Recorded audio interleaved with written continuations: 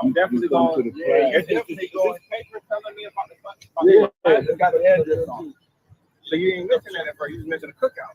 You know That's that because the brother brought it up. You know what I'm saying? We're gonna get to you sooner or later. Right. The address is down at the bottom, right there. Now the cookout is good, but this is that's the everyday class. We won't get you there, brother. I'm telling you, you was gonna arrive at that point. I promise you. You was gonna. We got schools everywhere. The school started in 1969 up in Harlem. We got schools all over the world.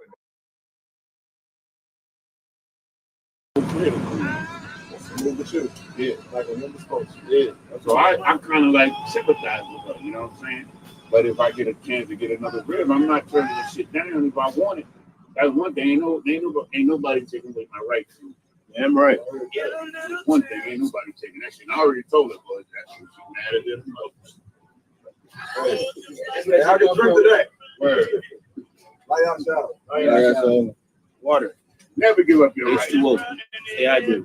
Because one thing we gotta be, man, we gotta be men the way the Most High described men. There you go. Understand? That's the kind of men we gotta be. Now, fuck that shit. Like they don't like it. Fuck it. A change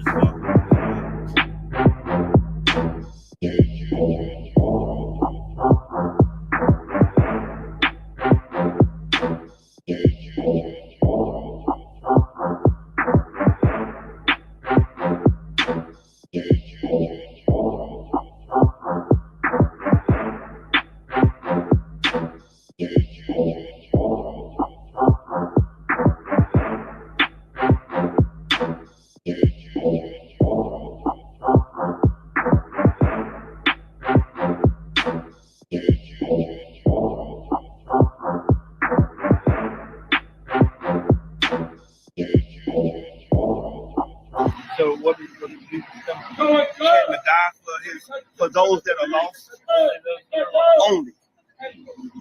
Only those that are lost. You come to save everybody? Which was lost? No, that ain't the ones that was lost. There are people that were lost. Yeah, the personal relationship is with the people that Christ had a personal relationship with. The lost sheep of the house of Israel. Of the world of Israel. The house of Israel. Yasha Allah. That's who those people are. So the Bible has nothing to do with you. That's why it's so hard for you to grab hold to it. You don't understand it. That you should understand it's the future of your people. I can't agree with you. The Bible said if we don't agree with each other, dust off your feet and goes our way. I would hope not. I would hope not.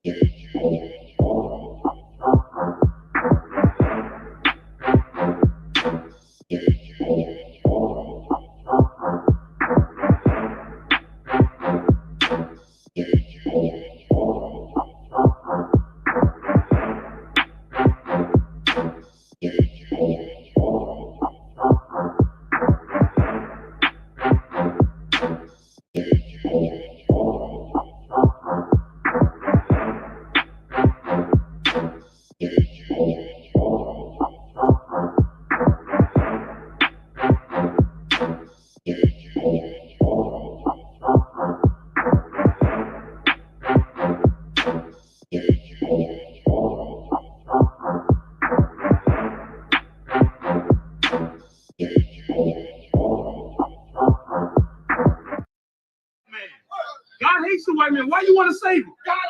Why you want to save him? Even Romans 9:13. Why do you want to save white people? What have they done for you? What did they say? What did they do for you? What did white people do for you? They did nothing for you. You love white people and they did nothing for you to love them. They don't return your love, brother. You want to love them and they don't return the love. I'll show you who God hates. It says it right here. Read. This is the book of Romans, chapter 9, verse 13. As it is written, Jacob have I loved. The Bible says, Jacob have I loved. You know who Jacob is? If you don't know, just say you don't know. No sweat. He don't know. Jacob is the forefather of the children of Israel. Blacks, Hispanics, and Native Americans. That's who God loves. You said God loves everybody. Let's find out. I'm going to show you how you don't know this Bible, nor do you know God. Read. Jacob have I loved, but Esau. But who? Esau. Esau. This is what God says about Esau. You said God loves everybody. Let's see what God says. Read.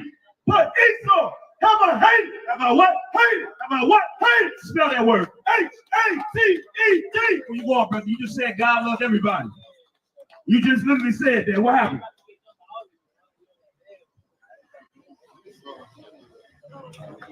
You don't want to answer? What happened? I thought you said God loves everybody. I love everybody. My grandma told me to love everybody. You love everybody. So let me ask you a question. Let me ask you a question.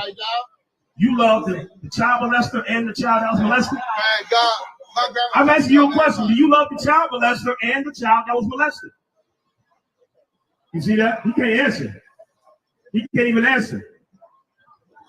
Why you quiet, bro? I'm asking. The reason why you can't answer is because you realize what you believe, it doesn't even make sense. It doesn't. It makes absolutely no sense. You know goddamn well you don't love everybody. And you want to tell that lie to make yourself feel good because you think it's holy. That's not in the Bible. God doesn't even love everybody. Why are you trying to love everybody? God loves blacks, Hispanics, and Native Americans, and he hates the so-called white man. That's right. And if you were a wise man, you would love what God loves. That's right. And hate what he hates. Right. God hates the white man. God hates the white man. Why you want to save him? Why you want to save him? Even Romans 9:13.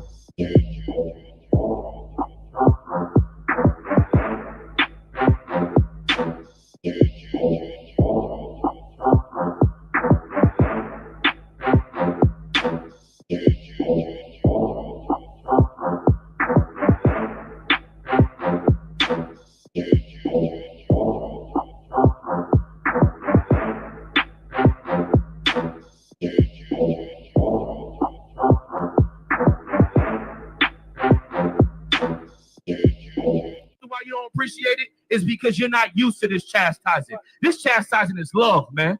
Love, tough love is still love. Telling you to stop sleeping with whores is love, man. Telling you to put the drugs down is love, man. Telling you to not love your enemy who is destroying you every single day, man. That's love, man. It's just the love that you're not used to. You understand? But you know what your biggest enemy is? The person in the mirror. As a black and Hispanic man, the person that you see in the mirror is the biggest person, is the biggest enemy to yourself, because it causes you to not look at yourself. You need to do some self-examination, some self-reflection, so that you can become wise as the brothers behind here, man.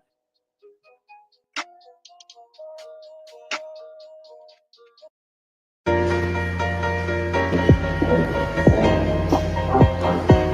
the reason why you don't appreciate it is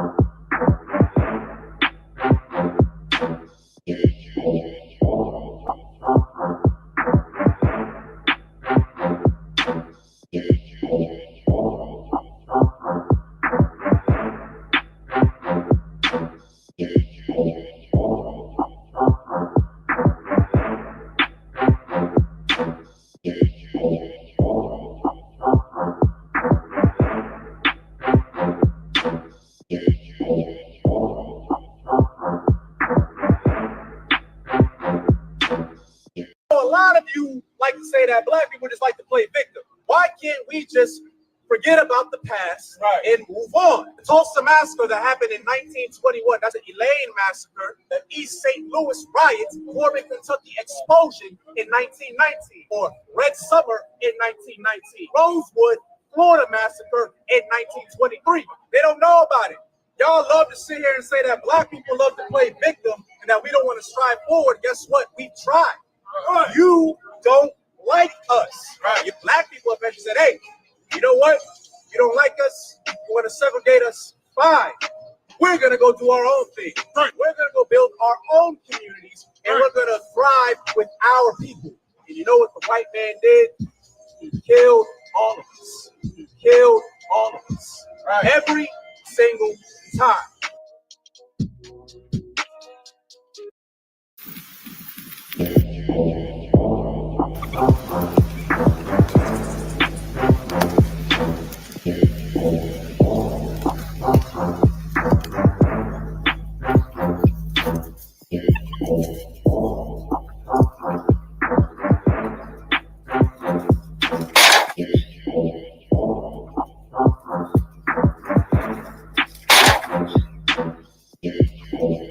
A lot of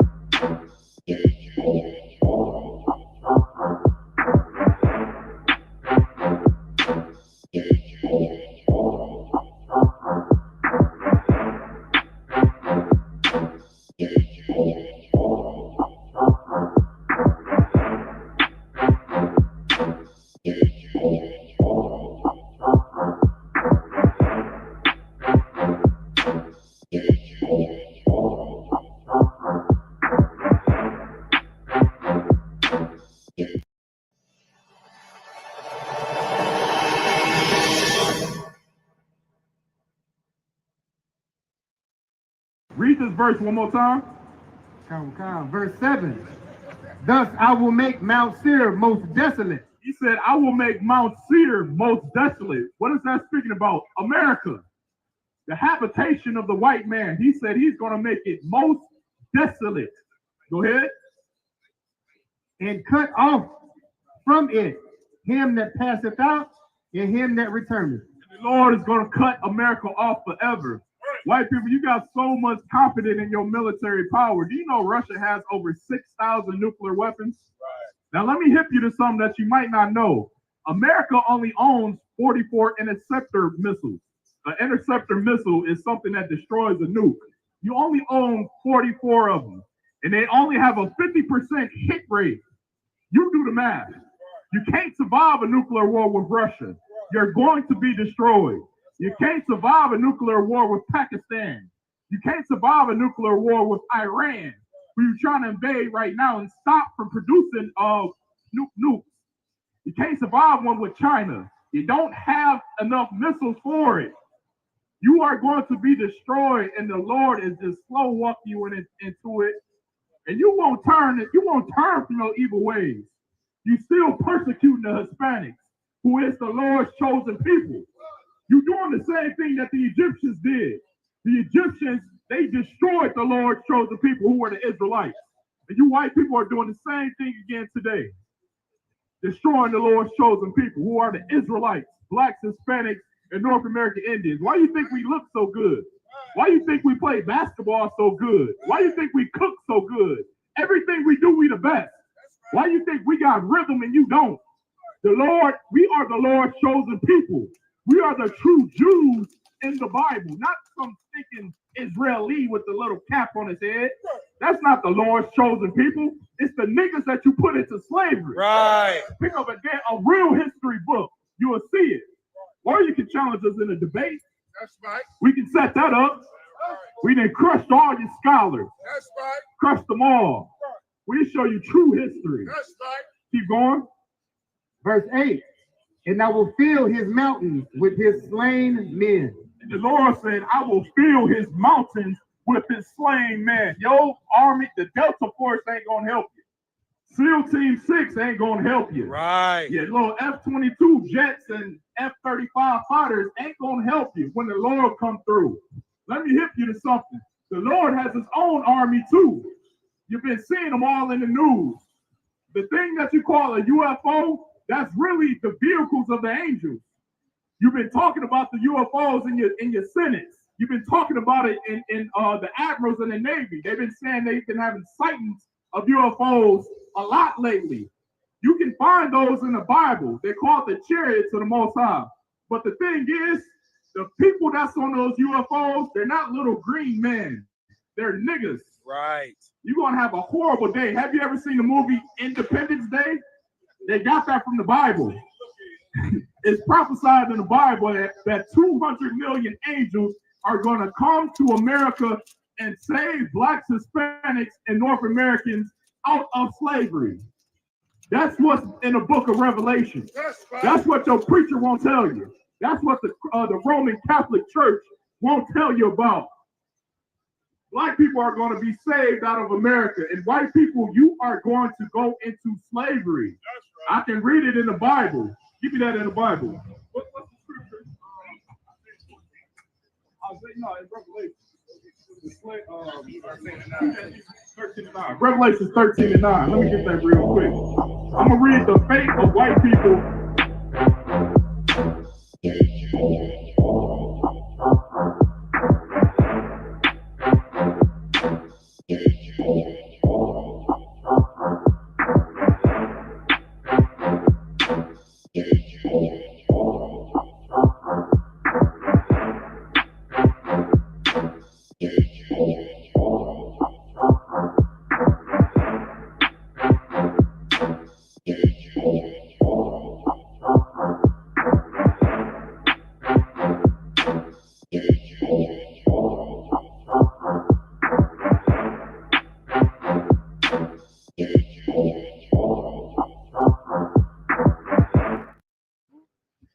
Hey, Pop, you saying about the story of Noah?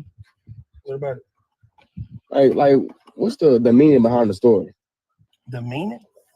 Yeah. Think about it like this. Noah, the Lord was mad with the earth. Everybody was evil, sinners to the Lord. So what the Lord did was, he said, I'm finna destroy everything and everybody. He said, I'm sick of this. They playing with me. All right. Mm-hmm. He saw Noah, and Noah was righteous. Noah was good. Noah was perfect. All right. And he was like, you know what? I'm not gonna destroy Noah. I'm gonna put Noah on game on what I'm about to do. I'm gonna tell Noah what I'm about to do. I'm gonna tell him, get ready, right? Noah getting ready. The whole time Noah getting ready, everybody looking at him like he weird. Think of Noah like in today's time, Noah would be a prepper. Everybody look at preppers like they weird.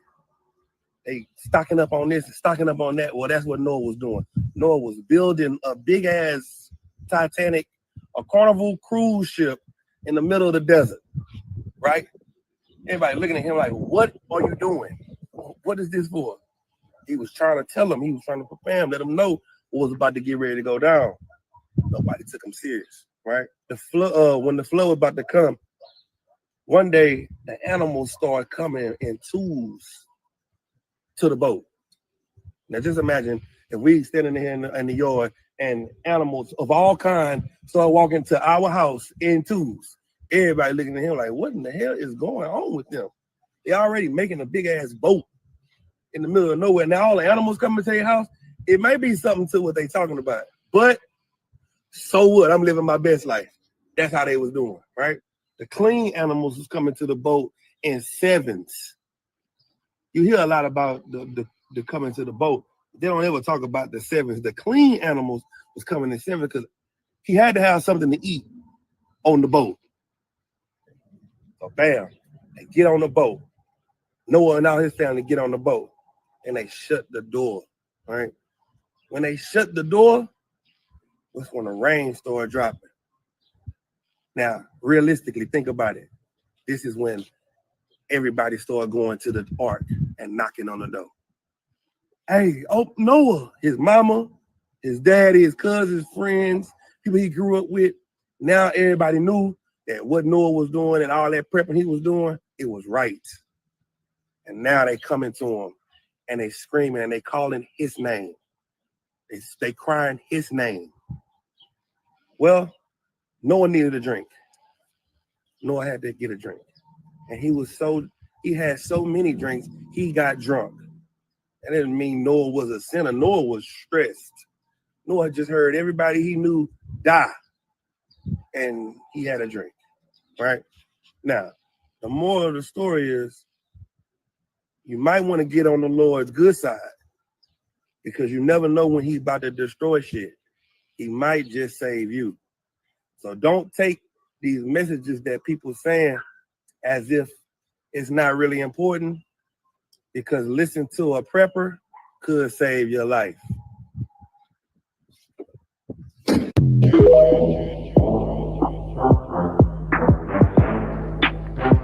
Hey, Pop.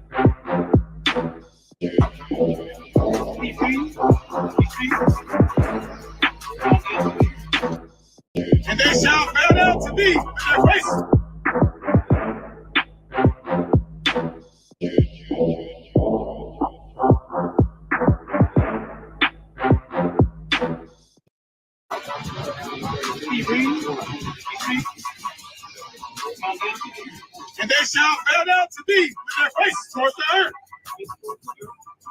And lick up the dust from thy feet.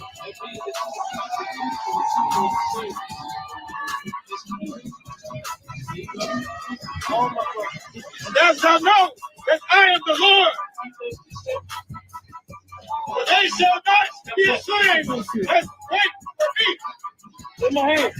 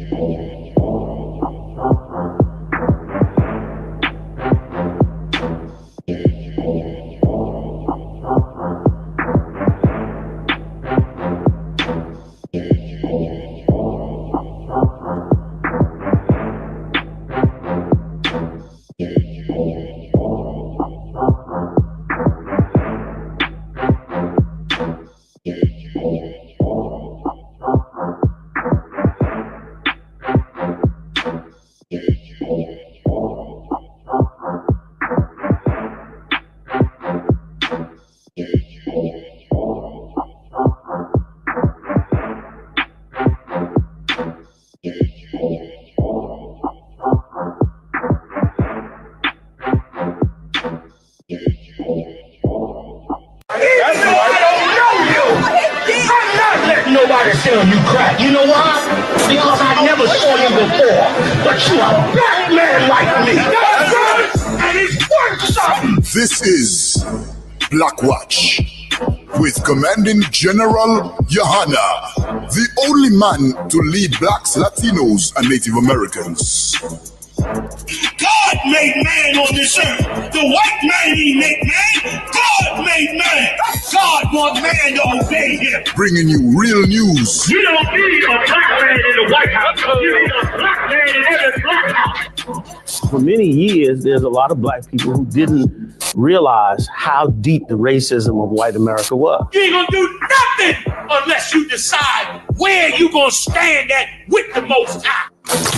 This station is now the ultimate power in the universe. Righteous solutions to issues plaguing our nation. Boy, you better wake up and see the power that is within blacks, Latinos, and Native Indians. Join us every Monday from 9 to 11 p.m. Black Watch. Let the show begin.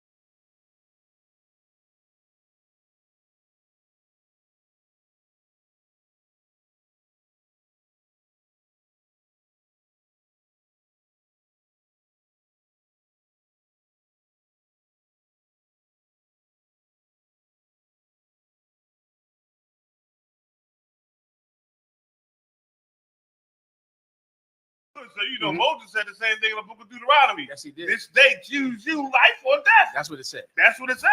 Yes, You understand? That's what it You're says. right, sir. Come on, That's exactly what it says, General Azayan. We're going to go into it tonight. Commander General Yohan, let me know when we're ready to rock. This thing is off right here. No problem. Whenever you're ready to rock, Officer Yediah. General, just to let you know, just to let you know, sir, we couldn't hear you until about 10 seconds ago. Okay, I done forgot what I said already, my yacht. No sweat. So I'm gonna go ahead and I'm gonna keep on going from here. Good. You didn't hear it because it wasn't worth a damn thing anyway. Let's go ahead and keep going. The water. Gracias. Pardon me, Salakia. Mayak, I can't hear you or see you. Okay, can you hear me? I hear you now. Okay, come on. Think your dad is going to start off with the first story. Whenever you're ready. Come on, sir. This is our backyard. Tim Tebow says most child sexual abusers are trusted family members. Ain't that something, General Hazayan, General Mayak? Yeah. I see you now, Mayak. Can you see us? Yes, sir. I can see you and hear you. Hear this? Did you read that? We have the video. Mayak, I'm going to show you a video if I could real quick, all right? Yes, you know, this is something that the UPK has been saying forever. You die? Oh, I'm sorry. 1 second, Mayak.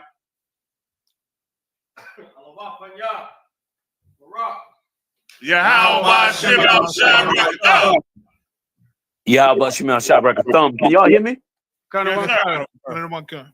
Oh, most high and correct. Go ahead, Muhammad Salaki. Counter one con. This is something, sir, that we were going into Tim Tebow saying something that you've taught everyone forever, something that you don't want to know if you're outside of the UPK because it doesn't fit with your low self-esteem when you're a black or Hispanic man. But this is Tim Tebow. He's a famous football player, and his father was a Christian missionary, and now Tim Tebow is a Christian missionary. And this is what he said. Murad, do we have the video? Yadai will read it first. Go ahead. Khan Wakam. This is our backyard. Tim Tebow says most child sexual abusers are trusted family members. Are trusted family members. He'll go a little more in depth into it, and he'll describe these family members. Tim Tebow is going to say that the child molesters that are the most prevalent, the largest group of child molesters are white, affluent men. Damn. Tim Tebow was going to say it, and he would know. He would know. They're white, affluent men. They have money. They're engineers and doctors and lawyers, and they molest more children than anyone. You can read the screen right there, Mariah. You correct? Play it. If I could, real quick, General, can you hear me? I hear you now, sir. I just real quick, I just wanted to say that I'm waiting for them to pull up all the backers of P. Diddy, because that's who they talking about right here. Yeah. All the Moedomites that got money and power that's molesting everybody. All of them was the ones backing P. Diddy, and none of their names have come out. So, Lockie, go ahead. Sir, if I could, you're saying something that, of course, okay, is the unsaid crime that rich men commit. The unsaid crime of being rich is thinking that you can do what white people do when you're a rich black person. Yep. Like, is that not that's the real crime? It's not like Puff Daddy was doing something different than Epstein or something different than you, right? Or something different than unknown white men that Puff Diddy knew about. He went to their parties. He saw what they did. And the great mistake of being a rich black or Hispanic is thinking that you can be as cruel or as vile as your white counterparts. You find out that God doesn't have justice with you the way he does with white people. God has a higher standard for black people, a higher standard. And I'm sure Puff Daddy, sir, can you imagine how many white parties Puff Daddy went to when he was young and saw these things and thought, this is what you do when you make it. Yep. When you make it, how many times did he go to the Playboy Mansion? How many times did he go to Epstein's Island and just thought, well, one day I'll make it and I'll be able to have these kinds of orgies and do these things. And he made the same mistake that drug dealers make, thinking that they can do what John Gotti did, thinking they can do what Al Capone did. God has a high standard for black people. That's right. He doesn't let you be as immoral as white people are, because the end of white people is coming in 1 second. Yeah, coming. God wants you to live a better life. That's right. He has a high standard. What you're saying is so correct, sir. Can I read the scripture, General? Please. Amos 3:1. Hear this word that the Lord hath spoken against you, O children of Israel, against the whole family which I brought up out of the land of Egypt, saying, you only have I known of all the families of the earth. Therefore, I will punish you for all your iniquity. Right. Listen, that's what we learn. That's right. And here it is. Like, and I can imagine how many black basketball players and rappers think, they come up and they watch these white men at these parties. Yep. And they see what they do and they think they can do it. Yep. Meaning God loves you. He doesn't love white people, so he doesn't punish them. Okay. He lets them go and go and go until he destroys them with one stroke in 1 hour. But he's going to he's going to teach you a lesson. Right. Puff Daddy is learning that, like every black drug dealer, black stripper, black pimp has learned. You can't sin like white people because God has a higher standard for blacks and Hispanics. Yeah. Tim Tebow, sir, I was going to play with your permission. Please, Salaki. Okay. Tim Tebow.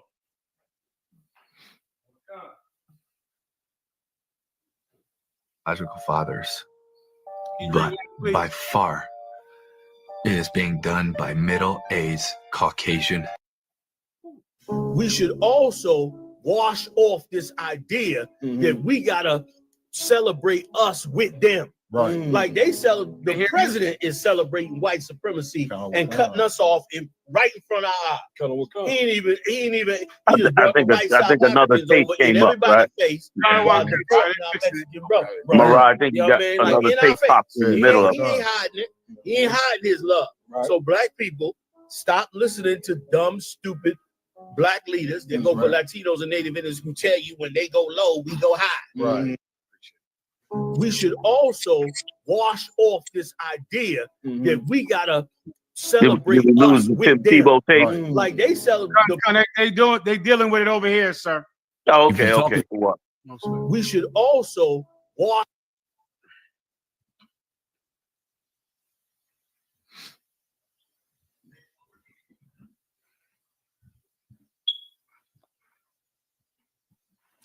In the meantime, if I could, right? Can y'all hear me? Turn one time, sir. I was just gonna say, how many white men molested Puff Daddy once he got up there? Boy, he got up on the top.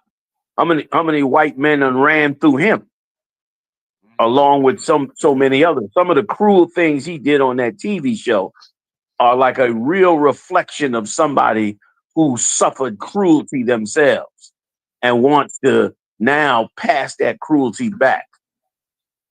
Salakia. Like damn, they're thinking it's a rite of passage. You know what I mean? The way they did him. So now I got to, that's how you come up. That's how you get strong in this business, Damn right, my y'all. Can we play it, Marah? If not, I'll move on. You die. Read it one more time. Please. What's heavy about what Tim Tebow was getting ready to say, most people don't know when he was born over there in the Philippines, and his father and mother were missionaries.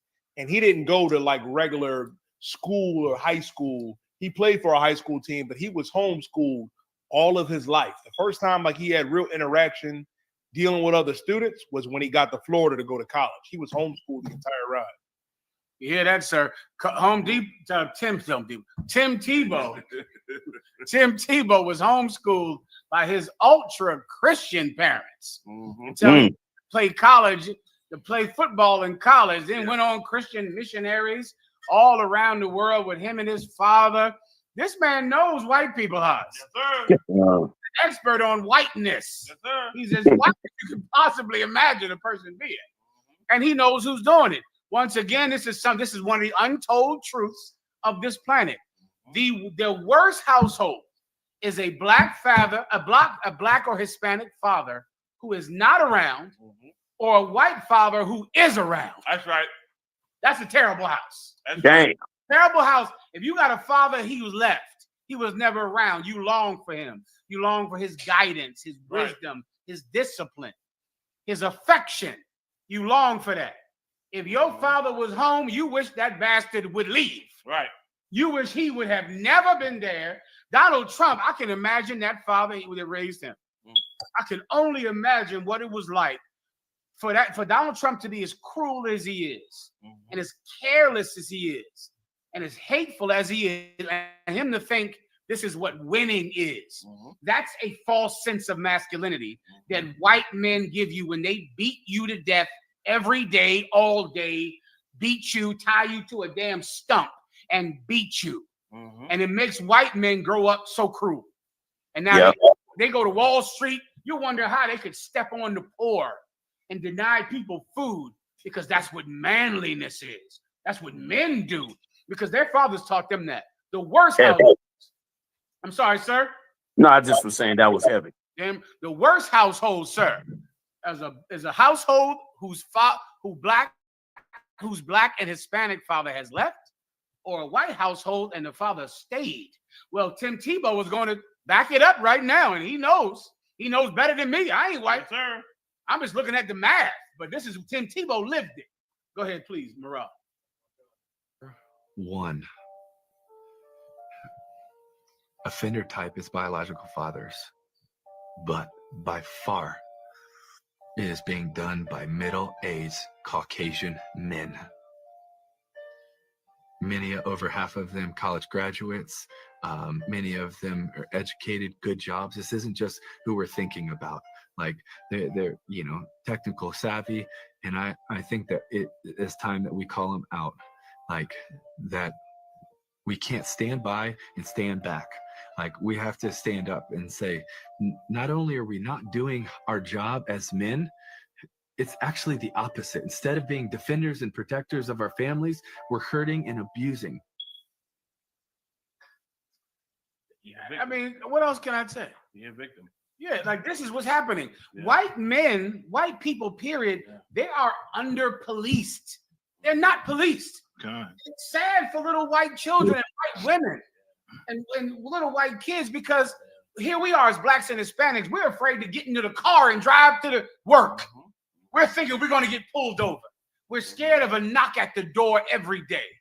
White people are living a life where they are abusing children, unaliving kids, committing terrible crimes, and no one is policing them. Right. And Tebow is tired of it, huh? Right. He's sick of it. My God. Yeah, you're absolutely right. I mean, they just had the news where the Edomite had another Edomite kidnapped for weeks trying to get his Bitcoin information, right? So, like for him, like and this is constant with them. They have people locked up in their basements, abusing them, raping them, having babies for years until they escape years later when the baby that come from all the rape and the damn holding them hostage is about 4 years old now. Having for years because ain't nobody never knocking on their door doing no checks. They ain't never getting pulled over. Vehicles never getting searched. So they just get away with everything, like you bringing out Slocky. And Tim Tebow knows that the state of white supremacy is hurting white people. Right. Because now no one is going to stop your father. Your father's a lawyer. He's an engineer, a doctor, a stock market tycoon. No one is asking him questions about you. No one polices him. And Tim Tebow is saying it's time we talk about this because they're affluent. He said, Mike, you heard he said, they're not the ones you're thinking about. You understand? They're not the white people. They're not poor white trash. Right. These are rich white people that are molesting these kids into becoming the most cruel politician you could imagine. That's what's happening. And they need to be talked about. If you want to research white supremacy and to understand it, research Jeffrey Dahmer. Jeffrey Dahmer should be a clinic on how white supremacy hurts everyone. Jeffrey Dahmer was drugging prostitutes, men and women. And he would drag them into his house, keep them drugged, inject them with drugs, sexually assault them, and then eat them. My God. I'm not sure Commander Juliana is still here. Yes, sir. And then I'm here. I'm right here. He would eat them. One day, sir, one of the sex slaves escaped. He got out there, a young man. He got out the house. He's all drugged. He goes down the street. He's out the house. A cop pulls up and sees him, stumbling down the house, mumbling for help. The cop goes, "What's wrong?" Jeffrey Dahmer runs outside in a bathrobe and said, this is just my friend. Oh, he had too much to drink. You got to stop drinking so much. The cop said, "He's all right?" "Yeah, he's all right." The friend was black. It was a young black male. Jeffrey Dahmer came out the side in a bathrobe, told the cop, "This is my friend. He drank too much. He's getting high. He keeps drinking. I'm trying to tell him to stop." Puts his arm around this young black man and escorts him back in the house, kills him, and eats him. Right. And it was so amazing in that that's white supremacy. Like, no one ever thinks he's up to no good. That's Jesus. He can't be harmful. That's God. He can't be a child molester. Tim Tebow was tired of it. Tim Tebow traveled all around this globe. He sees these white lawyers and tycoons and stock market cats molesting more children than you ever could imagine. Tim Tebow is trying to sound the alarm. He's trying to sound the alarm. I fear it goes on deaf ears. I fear that he's God, he's Jesus. He can't be a threat to children. It's like you die. If I could, sir, what you're saying is so heavy, General Muhammad. The first thing I thought about was the Brett Favre documentary. Oh, that documentary was so diabolical. You think about him with just the embezzlement and robbing blacks and Latinos of money. Brett Favre is another big sexual deviant and has been one for a very long time. And when he got brought up to go, you know what I mean, the court over the investment and over everything, it's one thing. It's one thing that they had in common when he would go before a judge. What? The judges would have on Green Bay Packer hats. They were fans. Brett Favre played for the Green Bay Packers. They were fans. He go to court. The judge worships him as an idol. But if I could, sir, the Brett Favre story is the perfect example to this right here. Sir, we have a story about Brett Favre, if we could. Please. There's a documentary out right now about the scam and the fraud of millions of dollars that Brett Favre and the governor of Wisconsin and the head of the welfare office of Wisconsin did at that time, where they stole about $5 million that was supposed to go to the poor people, to welfare recipients of Wisconsin. They gave it to Brett Favre to make a tennis court for his daughter. Right. I'm sorry, sir. Go ahead. No, if I could, before you go read the Brett Favre story, I just wanted to remind you of the Sandusky story. Yes. In Pennsylvania. You remember Sandusky, right? The big time, him and what was the name of the Italian guy they made the statue to? Joe Paterno. Right, Joe Paterno. They took his statue down because Joe Paterno knew that Sandusky was molesting every football player in there, and Joe Paterno sat right there and did nothing, kept the whole damn thing quiet. They sent Sandusky to jail for God knows how many years. But he was pretty much molesting and raping every football player in what college again was that? Penn State, sir. Penn State. You know what I mean? An Ivy League school known worldwide. You understand? And he's sleeping with all of them. Another scandal came out in Rutgers University up there in New Jersey. You remember that? Rutgers is up there in Brunswick, New Jersey. A huge scandal came out that he was doing. Okay, they didn't call him a molester, but he was abusing all the ball players. So what Tim Tebow is saying is true. And Tim Tebow looked like he'd have been molested a few times by the white man.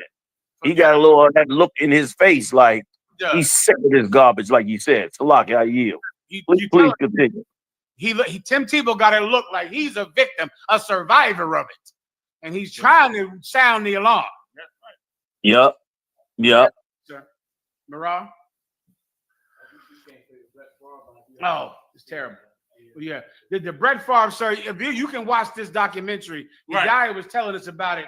Go ahead, Yadiah. If I could, sir. The documentary starts off with all of the women that he was, sexually abusing and talking to. One story about one little Edomite white girl. She said she never even met him, but because she wouldn't sleep with him, he destroyed her career. Because she wouldn't lay with him. And then the embezzlement came out about him stealing, with the welfare fraud. And they went back and asked his coaches when he was a teenager. And they asked, were you surprised about Brett Favre and everything he's done? And his coach said, this is who he's always been. Because they tried to paint the narrative that he changed after his father died, which was a lie, because he was like that from the beginning. Oh, if I could, what was also heavy about the documentary, Michael Vick was on the documentary and said there's no accountability for Favre when he has real criminal charges of stealing $77 million from 4 Black and Latinos in Mississippi. But Mike Vick went to jail, you know what I mean, for dogfight. And they still trying to get Mike Vick. If I could, they took OJ's Heisman Trophy, kicked him out of the NFL Hall of Fame, and he was innocent. Yep.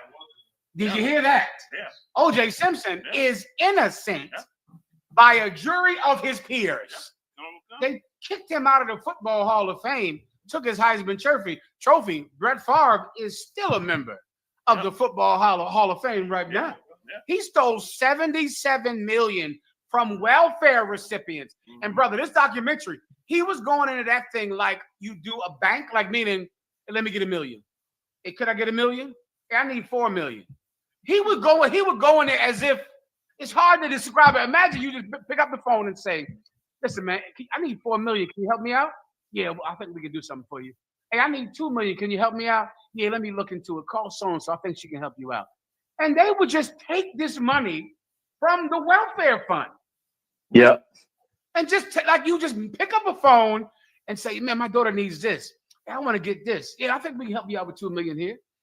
And just kept doing it. Finally, some white man was investigating fraud and abuse. Yeah. And he said, well, are we going to talk about this $77 million y'all engaged in Brett Favre? He got fired. And Muhammad, if I could add, Mm-hmm. can you hear me? Please, sir, come. If I could add to what you're saying, which is so heavy, because they found a tape where he was arguing with the governor about how long it was taking for the governor to get him the money. Yes, he did. He was like, what's taking so long? And the governor was saying, listen, man, I don't want to go to jail. This is, blah, blah, blah, blah, blah. And so the governor, or whoever the governor had working for him, was just trying to, be smooth with it. But he was such a greedy, lustful bastard that he just was like, you got to come on with it. All to build a playground, a tennis court for his daughter. Salaki, I yield. That's what happened. And of course, he gets away with it because he's white and they don't get policed. Right. It's hurting America that you refuse to police white people. It's hurting America that you won't police them. You won't govern them. You give them free reign, and this country is going to fall because of white supremacy. Because you're free to hurt whoever you want to hurt. To disregard the children of God at will, it's going to hurt you. And people tried to warn you. Lord knows, Commander General Yohanan and the UPK tried to warn you, man. Listen, you could have repented. You could have restored the code. You could have said, in God we trust. You could have done the things to receive forgiveness, but you chose lust. You know what it is, like the people don't understand the kind of man they dealing with, man. This is the same man that got rid of his birthright. And the Lord knew that in the womb. You understand me? This is that same man. That's why it's important for y'all guys to get in the class, man. And learn who you dealing with, man. Give me Hebrews 12 and 16. This is that same cat that got rid of his birthright. When you read Esau in the Bible, it's talking about every person that's an Edomite race. Whether he's from Russia, Georgia, America, Spain, Ireland, wherever. All Edomites, they all come from Esau. And this is what the Lord said about them. And you got to understand about him. And put this in your chest. When you understand who you're dealing with, you know what we're saying is true. You understand? Hebrews 12 and 16, you die. Khan, sir, the book of Hebrews, chapter 12 and verse 16. Lest there be any fornicator. What? Any fornicator. A disgusting fornicator, man. You understand me? Go ahead. Khan, or profane person. What kind of person? Profane person. Y'all put that in your chest about them, man. Because they profane in the things they do and how they act, man. You understand me? Go ahead. Khan, sir. As Esau. As who? Esau. As who? Esau. Genesis the 25th chapter. You go into the Zondervan Bible Dictionary and break down who Esau is. Tell you who he is, what he does, and everything. You know who he is? He is the forefather of every Edomite or so-called white person on this earth. So now you see why he acts the way he acts. Why he is what he is. Why they do the things they do. The Lord said it in the Bible. Go ahead. Khan, sir. Who for one morsel of meat sold his birthright. Your birthright you're supposed to die for. You understand me? Like, I'm dying for mine, Jim. I ain't playing no game. You can listen, whatever. It's on the crack. I'm just telling you right now. And I'm gonna give you hell. I ain't going easy, baby. I'm gonna give you hell. I'm gonna show you something. He gave us up for some damn food. This the man you dealing with. You understand? This the man you dealing with. He gave his birthright up for some grub, for a sandwich, for some meat and beans. This is what you dealing with. You better understand what the Lord is trying to tell you in the Bible, man. The only hope we got in defeating all this is the truth, man. It's the ISUPK and the Commander Johanna. You know what I mean? Coming to these classes and learning to change life and understanding the times.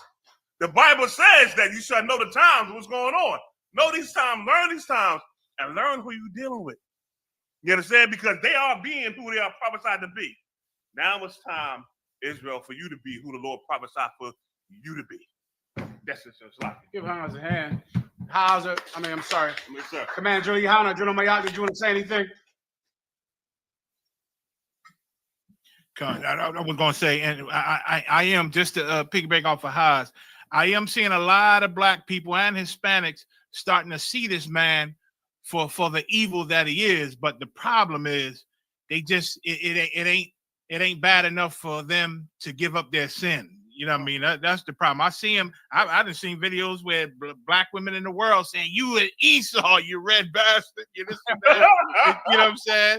They seeing us and seeing what we saying, but the problem is it ain't dangerous to them yet, to where they ready to give up sin and come on through. Sluck, I yield. If I could, General Mayak, unless Commander Juliana wants to say something.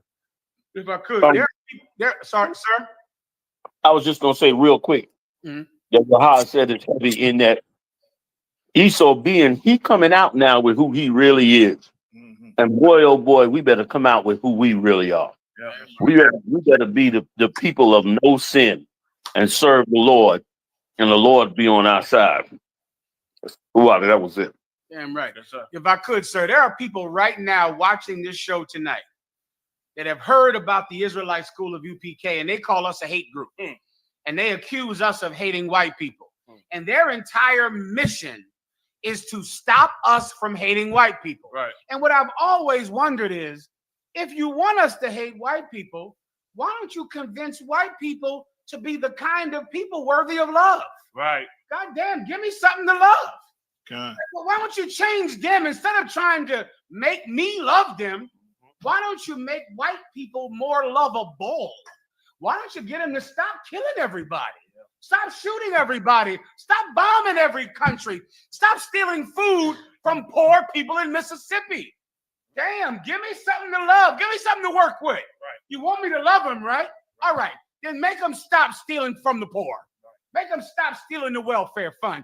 Let Donald Trump stop saying that a 7-year-old now has to feed himself and he can't get food stamps or food benefits because he's 8 years old. Give me something to work with. If you want me to love him, instead, I have to be hated and vilified because I treat him the way he treats me. Listen, work on him. Right. I'll show you one more thing, sir. This is what happened in Palestine today. This is Palestine, who's ruled by the same people that rule America, that rule Great Britain, that rule the planet Earth. If I could, sir, I'll play the video. Please do. There have been new strikes this morning by Israel on the Gaza Strip. There are reports of at least 52 people who have been killed, including some in a former school that was turned into a shelter. Israel ended its ceasefire in March, saying it will continue fighting until Hamas is destroyed or disarmed. There have been new strikes this morning. Yedaya will read the story, sir. Go ahead, please. I'm Stanley Tucci. Colonel and I'm exploring sir. the complex. Colonel Wakan, 9 of Gaza's doctors, 10 children killed in Israeli airstrike. There's a doctor in Gaza, a Palestinian woman. She's a doctor. She works in the hospital every day.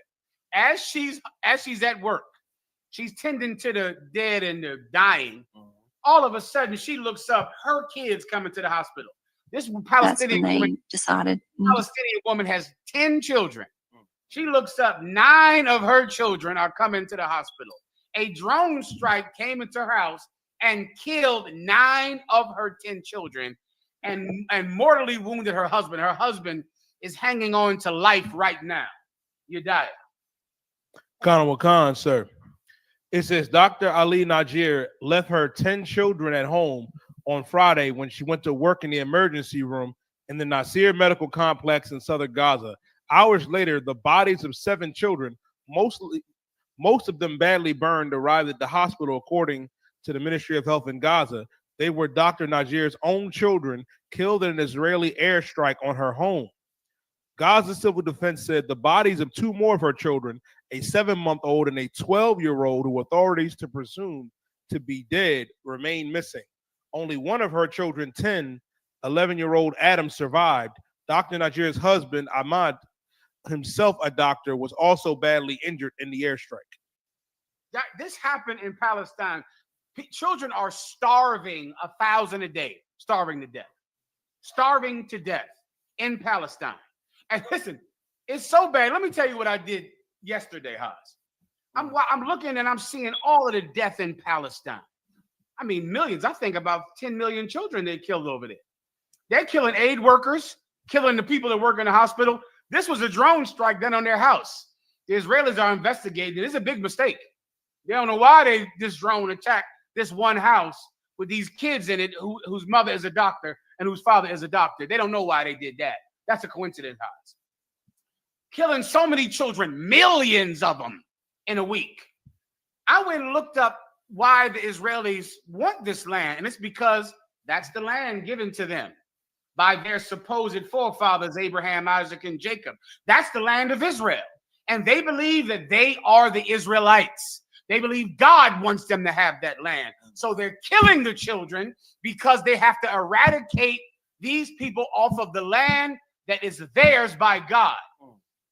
You know what I did next, Haas? I went and looked up if it was legal to eat pork in Israel. Take a guess. Yeah, it is. It is legal to eat pork in Israel. General, if I could, sir. When I was in the oppressive military, we went over to Haifa, right? I got off the boat we went to leave. Went off the boat. Come off the boat. I walk maybe, I want to say a block. Boy, like, yo, my man. I'm like, yo, what's up? And I'm looking at him. He said, yo, come. No, listen, man. The Ten Commandments.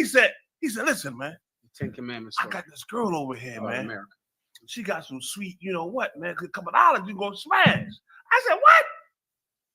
I looked at him like, you kidding me? I turned back to my homie like, yo, we supposed to be in Israel. Like, this supposed to be the Holy Land. This cat trying to sell me some drugs. It blew my mind. I mean, blew my mind. I said, I can't believe this.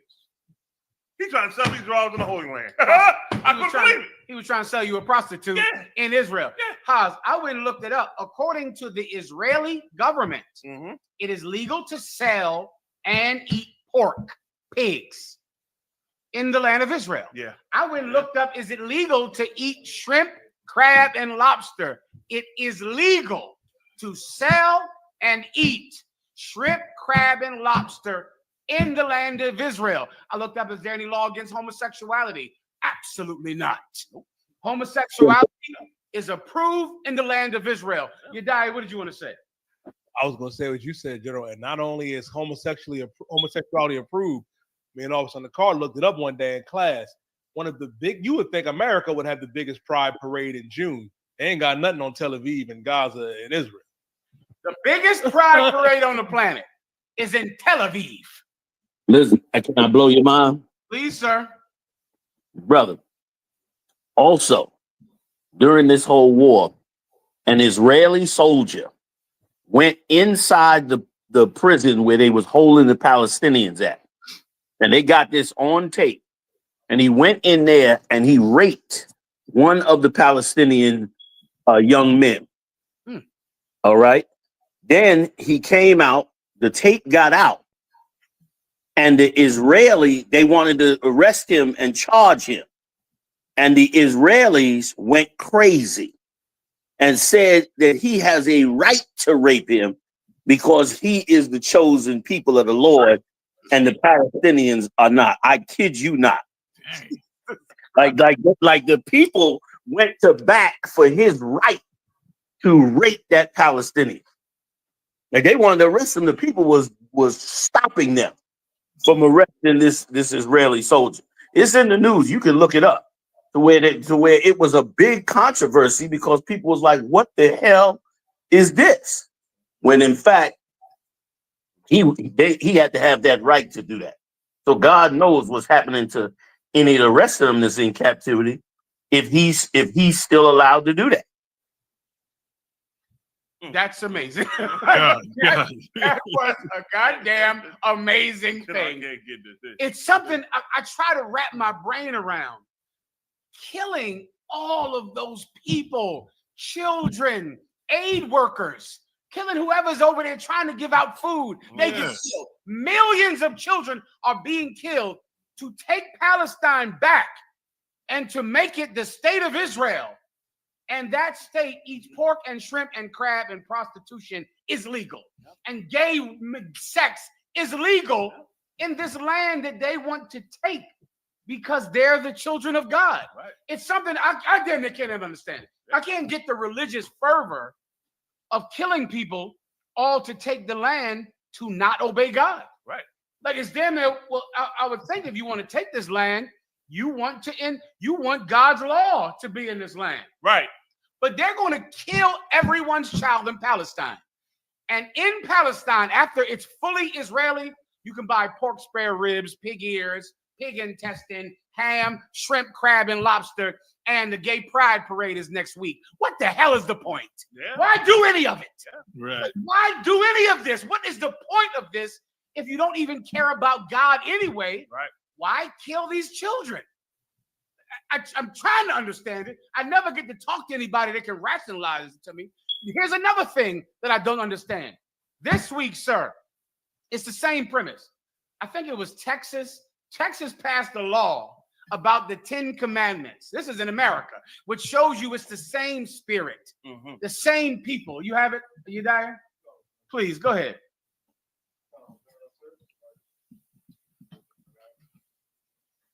I just don't understand the hypocrisy. God. You don't care about God because the gay pride parade is next week in Tel Aviv. Yeah, I right. can buy a ham sandwich right here in Tel Aviv. So why are you killing these children in Palestine? What is the point of any of this? You clearly don't give a damn about being the Israelites or being Jews or Moses. You don't give a hell about Moses. You eat pork and you eat shrimp. So why are you killing these kids simply to break the law in Palestine? Right. You're already breaking the law in Tel Aviv. Right. You want to break the law in Palestine too? Maybe this has nothing to do with you being a Jew. Right. Yep. Maybe you're just a predator. Right. Maybe you killed for the reason every predator kills. Yeah. It's who you are. Yeah, that's what it is. That's what it feel like to me, General. Like it's in their spirit to mock God, to mock the Most High. It's like, yeah, we do all these things, but I love the 10 Commandments. I love the Torah and the Tanakh. You know what I'm saying? It's like they claim the religious fervor and being the chosen of God, and the 10 Commandments got to be posted everywhere, and then break every last one of them commandments in your face. Tom. And could I add? Somebody else was speaking, Salaki. Sir. If I can add one more to what Mayak's saying, which is so heavy, what you saying, General Muhammad, which is so heavy, is that these nations have used the Most High's laws, statutes, and commandments for their own gain. Like they've used the law, statutes, and commandments, cannibalized it into Judaism, Islam, and Christianity, and used it to unify their people to do more evil. Don't none of them care about them scriptures. None of them care about establishing righteousness in the land. They care about conquering the nations around them. And of course, the Lord's word is useful when you want to unify, because it's really a unifying book. But now the Lord going to unify his chosen people. And it's also why Yahushua has to be on the throne, because these people have to no longer be allowed to use the Lord's word to forward their evil, wicked agendas. You understand? Like y'all been bringing out, they don't give a damn about our law, statutes, and commandments, or the law, statutes, and commandments of the Lord in that book. They want that land at any cost, greed is what's in order. Just like you brought out, Muhammad, there of Esau. Like Esau sold that birthright. No, was it? I think it was Mayak mentioned it. One of y'all mentioned him. General Hazian. General Hazian Salakia. Like what you brought out was important in that that's who they are. For that birthright, for their gain, they'll give up. They won't even give a damn about breaking those scriptures. Like they'll give up their whole birthright. They'll give up, what their inheritance is to gain more. Like the Menendez brothers. Them old Menendez brothers went in there and killed their father and mother to get their riches and to get their money, which is a common thing with Edomites. And Edomites be killing their spouse for the money, killing their business partner for the money, killing, killing all kinds of people for the money. And that is who Esau really is. He is the hunter that is so lustful, he will hunt until he faint. And then when he's faint, if he don't get the animal, if he can sell something to get it, he'll do it as well. And brother, we just not cut from the same cloth. We need the Most High because we can't be a vicious dog. We can't be a ruthless, careless, thoughtless animal, but he can. And that's why he lived. That's why the Lord said, you're going to live by this what I yield. Damn right, man. Damn right, sir. Yediah. Please. Key vote moves Texas closer to displaying the 10 Commandments in public schools. Keep going. Colonel McCon, the Texas House of Representatives advanced a bill requiring all public schools in the state to display the 10 Commandments in the classroom. The latest effort by conservative-led states to integrate religion into public education. Can you imagine this? Lawmakers are going to force every teacher to put the 10 Commandments in every class in Texas. And of course, those commandments would include thou shalt not steal. In America, it's going to be written on the 10 Commandments not to steal. Thou shalt not covet. Thou shalt not commit adultery. Guess what's going to be on there? To keep the Sabbath holy. Right. Going to be on these 10 Commandments. Thou shalt not lie. Thou shalt not lie will be on those 10 Commandments. And they're forcing him, pushing him to be in every classroom. And the people putting it in the classroom break every one of the 10 Commandments. Break every last one every day. You think those lawmakers don't sleep with other women?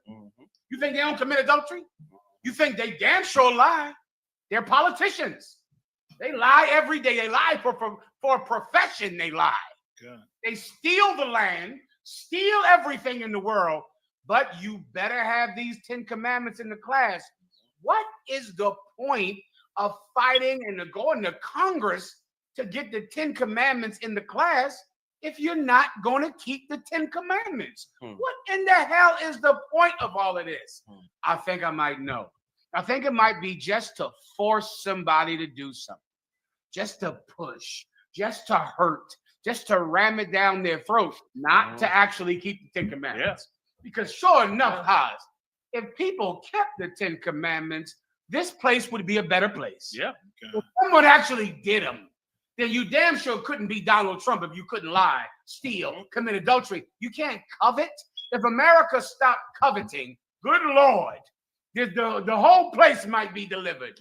But instead, you're going to break every commandment, but force everyone to put it in class as long as you don't keep any of them. You die. If I'm no, go ahead, you die. Go ahead, you die. I was saying, sir, the first thing I thought about what you're saying is so heavy about those lawmakers that are trying to push the 10 Commandments. Tim Tebow said, y'all the ones that are molesting the kids. That's what he said. Yeah, he said that. Why don't you, once again, I know you hate Commanding General Yohana and the ISUPK because you claim we hate white people. Why don't you make white people the kind of people we could love? Why don't you change them? Why don't you get them to stop being hypocrites? Get white people to stop stealing, lying, and committing adultery. Get white people to stop killing children simply to take their land and then break God's commandments in their land. Right. Change white people. You know, listen, if you want us to love white people, make them lovable, man. Do something amazing with white people. Show me something. Wake up one day and go, white people stop killing. They don't kill anymore. They don't lie anymore. They don't steal anymore. They don't want anything that belongs to someone else. Shit, now we can talk. Right. And now you can look there, sit down and go, white people truly now deserve love. Right. But until then, I think we'll keep doing what we're doing, Oz. Yes, sir. Yes, With sir. your permission, sir. Yes, sir. I think we just keep on feeling how we feel. In what we say, because we have a right to. Yeah. So I can say. Yeah, if I could, I get Micah 2 and 1. Please. Read Micah 2 and 1 and 2 real fast. This is a piggyback off of what Gentleman Hyman is saying. This is exactly right, man. And this is more biblical prophecy of who we are dealing with as a people. Yeah. You understand me? This is not just an individual. This is a people within their spirits. Read, Doc. Colonel McCon, sir. Micah chapter 2 and verse 1. Woe to them that devise iniquity. They think the things that do evil all the time, devising plans, coming up with schemes. Why would you even come out of your mouth and say a 7-year-old can take care of herself? Like, are you kidding me? But they devising schemes, iniquity, right? Go ahead, keep on going. Colonel McCon. And work evil upon their beds. And work evil upon their beds. Even when they're sleeping, they thinking of things and ways to kind of do some stuff evil and foul against somebody. Go ahead. Colonel McCon. When the morning is light, they practice They it. wake up, put them bills in effect. Go ahead.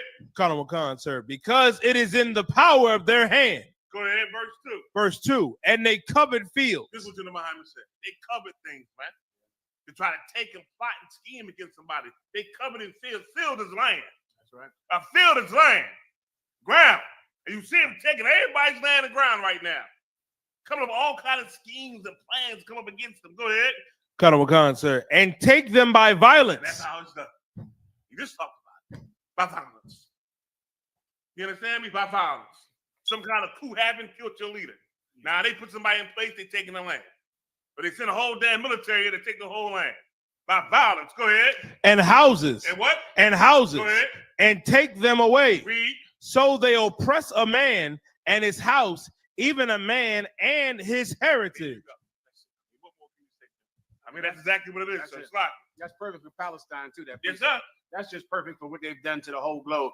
Can I show you? I know we have to get, sir, to the what's the big stories? Travis Hunter. We're going to Travis Hunter. Man, Juliana. Yeah. Hey, can I just add one quick note, Marvin? Please, sir. If they're gonna bring in their version of Christianity with that Bible, it means that they would have to love everyone. But they believe that Jesus loves everyone. They'd have to give up their racism against Blacks, Latinos, and Native Indians. So I don't know what the hell they think, who they think they fooling. But in fact, they'll never give up their racism. So I had to add that one note. How did I forget that? I forgot all about the forgiving. And right. I forgot all about that. They're shoved down our throats. Yes. And they don't ever have to do any of it. Right? Yes, sir. It's like it's like the Bible in their hearts is just like the Constitution. It got the rules, but it ain't dealing with us. That's right. You know what I'm saying? We're not included in all that. I yield. Oh boy. Okay, if I could, sir, we can't find the video. If you don't have it, it's fine. But we got the Travis Hunter house. Yeah. Yediah's going to explain this brother to me. I hear it's a crying shame. I think we have one more story proving this same point. This is about Donald Trump's big, beautiful new bill he's trying to pass through the Congress. Well, here's one provision in it that might be of some consequence to Blacks and Hispanics. You have it? Can I go on? Okay, please, Marah, please play it.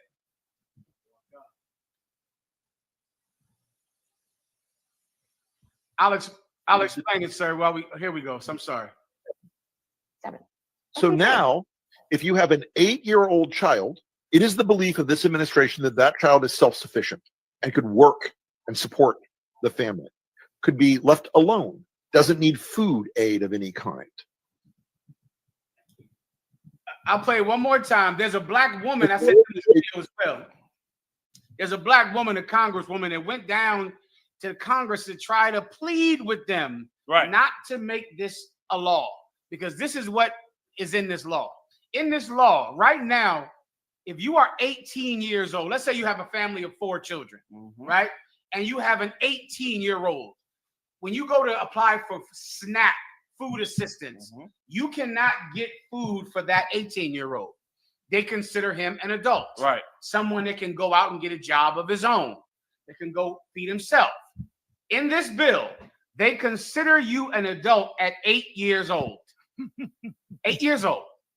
They will only give your children food for every child that is up to 7 years old. According to SNAP, the SNAP program, which is the food program, what we used to call food stamps back in the day. Right. A 7 years old, after that, you are an adult. At 8, you're an adult. You're someone that can go out and work for yourself, feed yourself. A black woman went to Congress. She pled with them. Her pleas fell on deaf ears like the deaf snake in the Bible. He doesn't hear it, sir. If I could, for what? Good night. For what, General Muhammad? Let me tell you something, Mark. Like that law right there is, for me, a very big indicator that America is going to fall. Because what I want to know is Donald Trump going to send 8-year-old white kids from all the trailer parks in America? Is he going to send them to work? And if he is he going to send them to work in the field? What is he planning to do? Because this sounds like the blueprint for Mao Zedong's communist China in the 40s, where he made half the country farmers and robbed the country blind while making everybody an indentured servant and a slave. So who does he plan to have this done to? Our 8-year-old children or his 8-year-old children or white people's 8-year-old children?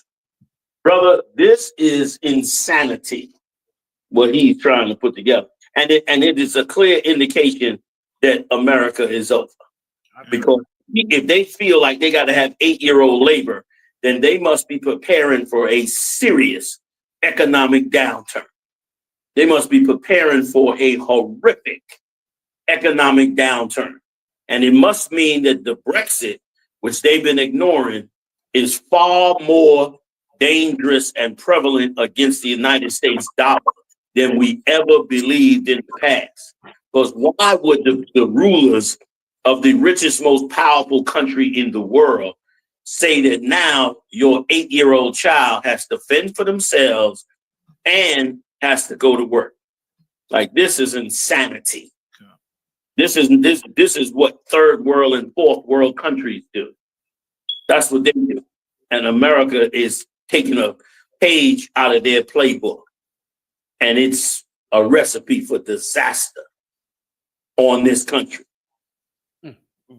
I mean, it's like they so rich, and powerful, and to push laws like this, General, it's like they know it ain't going to affect them. It's like all the movies you've seen where the people, everybody's starving except the king's household and his buddies, where they say, we got rotten oranges, we need food, we need that, while the king on his table in his mansion got the best fruit and meat and all that there, because none of these rules going to affect him and his partners and all the rich.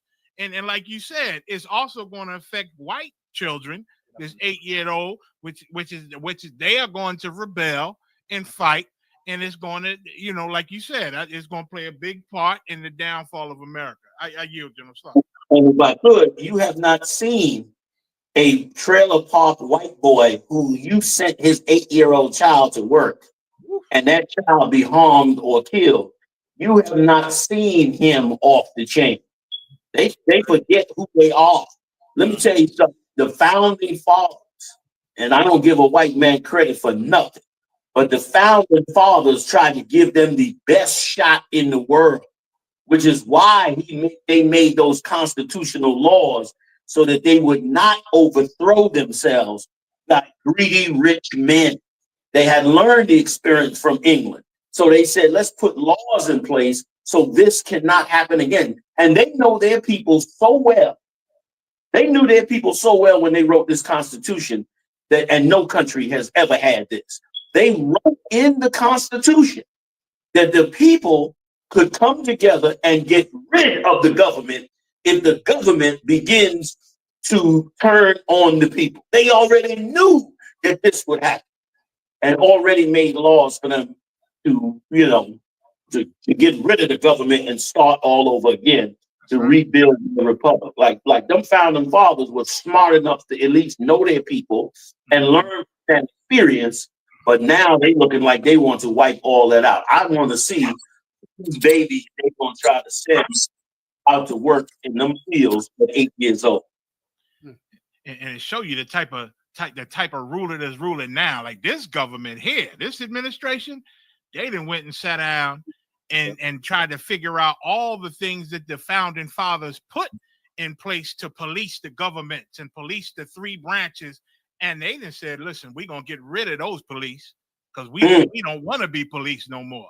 And that's why they've been getting rid of all the ones that do the checks and the balances. They're getting rid of all of them. So I yield, sir. You listen, you right. They fired 120,000 federal workers in Washington, D.C., the majority of which were Black women. That's right. And so you about to see an economic downturn like you've never seen before. When really, just like that Brett Favre, they need to go into these governors' houses of all these Edomites, state senators, and all of them, and dig into all the robbing and raping they've been doing to poor Black people in these major cities. Man. All of that they need to look at. But the problem is, even if they did look at it, it wouldn't help anyway because they're more greedy and lustful than the cats that's already stealing. Right. Like they probably Brett Favre for stealing that $5 million and said, let's get rid of him. This ain't right. And come in and steal $25 million. Like they look at it like he didn't rob enough and he didn't rob good enough. He didn't cover his tracks good enough. We'll come in there and steal more and we'll cover our tracks much better. Like that's how they think. Like them, like they was ready to hand that $400 million plane over to Donald Trump. He was dancing down the aisles in Saudi Arabia. Yes, They were that jet out, boy. He was literally dancing arm in arm with the Saudi Arabia. He's deporting every Arab on the planet. Dancing down the aisles with Saudi Arabia. Hey, you die. Give me that scripture where the Lord said they did a confederate with thee and brought me to the. You know, but I mean, he was over there in the Middle East having the time of his life while the earth was burning to the ground. While Ukraine was fighting Russia, Pakistan fighting India, Houthis fighting everybody, including the Israelis bombing the Palestinians to the ground. And whichever UAE or whichever country it was said, we got a $400 million jet for you. And he danced his way up to the runway. Please. Oh, Lord. The book of Psalms, chapter 83 and verse 5. For they have consulted together with one consent. No, not that one. The one in Obadiah. Sir. The one in Obadiah. You know the one where he said, they that are confederate with thee have brought thee to the border.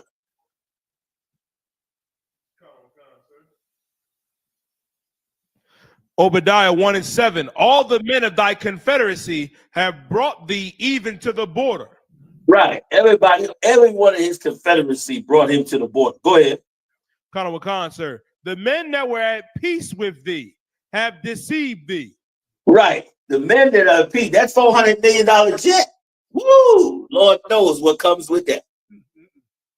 That $400 million jet got strings attached like you've never seen before. And the Lord said, they're going to do what? Read that again. Khan, sir. The men that were peace with thee have deceived thee. Go ahead. Khan, sir. And prevailed against thee. And prevailed against thee. Like they saw your lust and your greed, and they utilized every tool they had in the toolbox to fool you into something real stupid, which is going to lead to the Third World War. Go ahead. Colonel Wakan, sir. They that eat thy bread have laid a wound under thee. That's such a heavy scripture. All those countries that you was feeding, all them bribes, all that robbing, all the robbing of us as a people to give to your friends from the other countries so they can set up chicken joints and Chinese restaurants and God knows whatever bill. You got a billion East Indian doctors in America. Half of them ain't even go through the curriculum. Hate their way to get their degrees. Okay, sitting over us as our doctors. And so same with the Chinese and so forth and so on.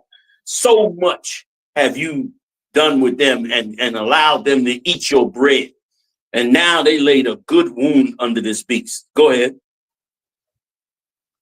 There is none understanding in him. There's no understanding in you. You don't even see any of this coming. Go ahead. Verse 8.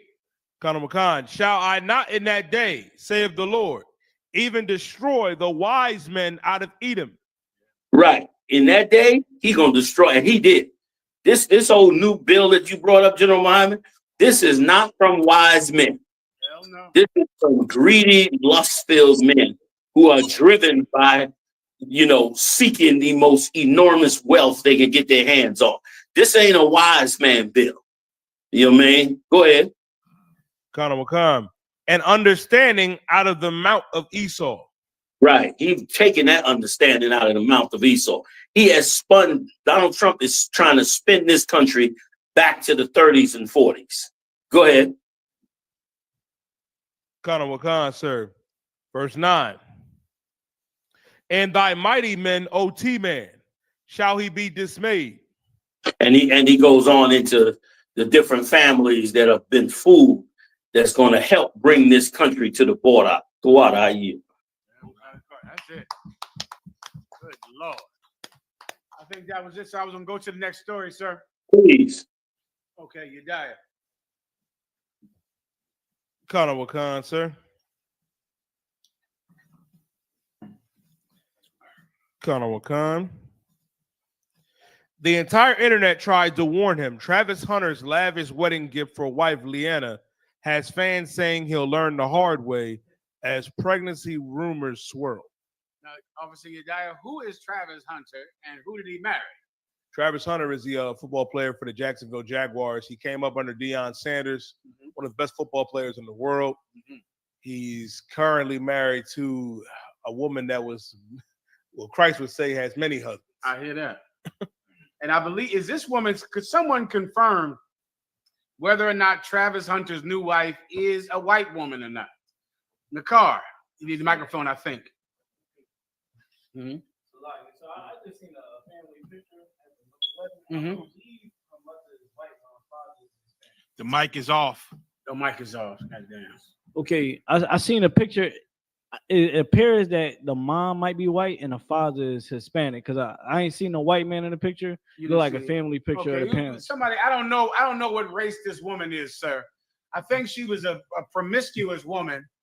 She had sex with a lot of men. He went and, gave her a wedding ring, and everyone said, don't give her a wedding ring because she's a whore. That's what the internet called her. He was in love with her, gave her a wedding ring, and everyone is upset about it because she's a whore. I don't know what her race is, though, sir. All right, maybe the people out, the car said he thinks she might be a sister. I don't know, sir. All right? If I could, gentlemen, but you young brothers got to understand something, man, with these women, man. You got to be careful on who you pick. You understand? General Muhammad used to say it all the time. Brother, if you pick the wrong woman, your life going to be in hell for a long time.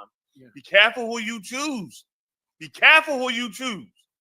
If you know it quack like a duck, look like a duck, then God daggone it is a duck.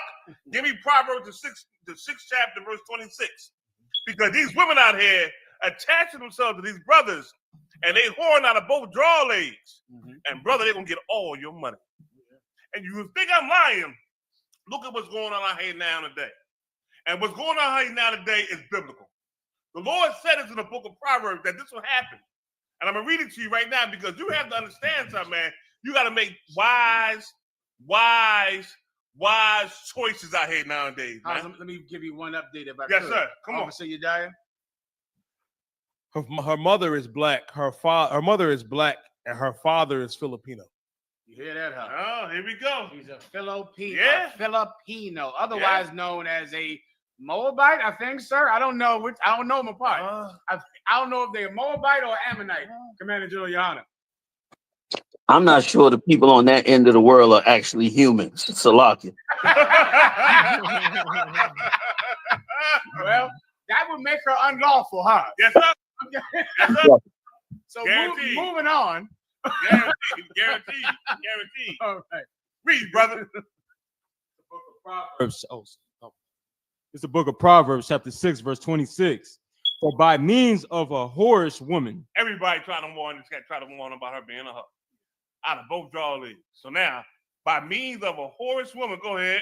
A man is brought to a piece of bread. She's going to separate your money and take it from you, brother. That's all you are to her. You just bread to her. You money to her. And that's what she's looking at him for. He's money. He's ching, ching, ching, ching, ching. Mm-hmm. That's what that is. Go ahead. And the adulteress. And the what? The adulteress. You know what an adulteress is, right? That's a woman that's having sex with multiple men. So, hoe. Go ahead. Will hunt. Well, what? Hunt. She's looking for you. She's hunting you down. Go ahead. For the precious life. That's the precious. That brother right there, the precious life, man. And she hunted him down. Even after having sex with multiple men, still hunted this cat down. He married her. Go ahead. Come. And here's the analogy the Lord going to give you. And think about this very clearly as the Lord break this down for you. Go ahead. Come. Verse 27. Can a man take fire in his bosom? Can you put fire inside of your clothes? Go ahead. And his clothes not be burnt. Your clothes will get burnt. If you take a fire right now, put on your pants, the pants gonna burn. You're gonna burn your daggone leg or your arm. You understand me? Or your hand. It's gonna happen. Go ahead. Can one go upon hot coals? You step on some hot coals with no shoes on. Go ahead. And his feet not be burned. You're gonna burn the bottom of your feet. It's gonna hurt like hell. Go ahead. So he that goeth into his neighbor's wife. Who's your neighbor? Is your brother, man? This sister, not sister Slocky. This woman is having sex with multiple cats, man. You understand? Go ahead. Whosoever toucheth her shall not be innocent. Brother, you've been warned by a lot of people out, and you think you're the exception to the rule. You're gonna find out. The Lord gonna show you. And all the other ones out here who trying to live this lifestyle and do the things that the Lord did not do, the Lord gonna show you, man. You know what I mean? Don't take no whorish woman. You understand? Don't take none at all. Because if not, you're not going to be innocent in neither. And she going to get your money from you. She's going to break you down like a shotgun. They used to say back in the day, you know, break them down like a shotgun. She's going to break that bread like a shotgun. It's like that's it. Was you going to say something, Maya? If I could piggyback and listen, that's big business. It's heavy. The scripture said they hunt. They hunt because that's big business amongst these whores, man. That's big business. They hunt. They see they know they pray. They know what they want, and it's like they make it a career hunting these simple brothers like this, man. I yield, sir.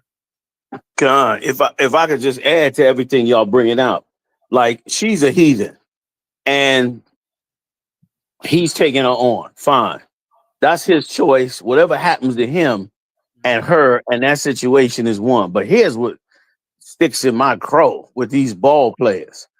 Is when is one of them going to use that platform to promote a relationship with a black woman and make it decent before the world?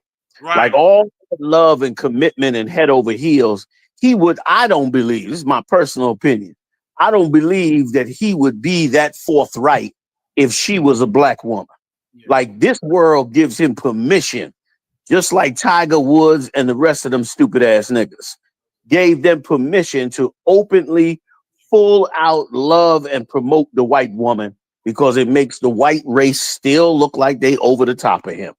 And in this case, the Filipino race or whatever the hell she might be. But my point is this: where's the young ball players that parade a black woman around? Where's the young Latino baseball players that parade a Latino woman around? It's rarely seen.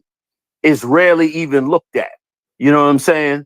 And there's and many of these brothers is being hounded by tens of thousands of women. You understand? Mike Tyson had an example of that. And instead of doing the right thing, he turned around and ended up in jail on a 6-year sentence for violating that system. Like, when is the brothers, you understand, if you gonna get married and a woman gonna get you, at least use it to help teach our sisters and brothers to come together. Y'all run out and get every heathen they can get their hand on, and then they shock when the white girl leave them and take half their money. You understand? So best of luck to the brother. You know what I mean? With that heathen, he done married. You know what I mean?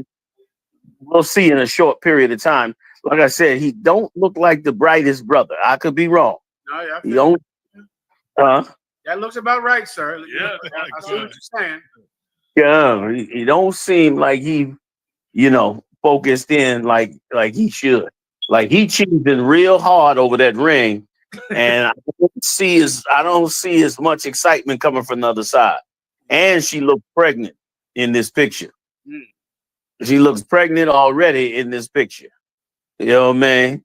So hopefully he don't end up like Tyrese, sitting in some lounge chair crying like a bitch because some broad getting a whole bunch of child support from you when you sitting on that level of wealth. And there's so many ways for them to protect their cash. There's tons of ways for them to protect their cash that them women wouldn't even be able to touch their cash.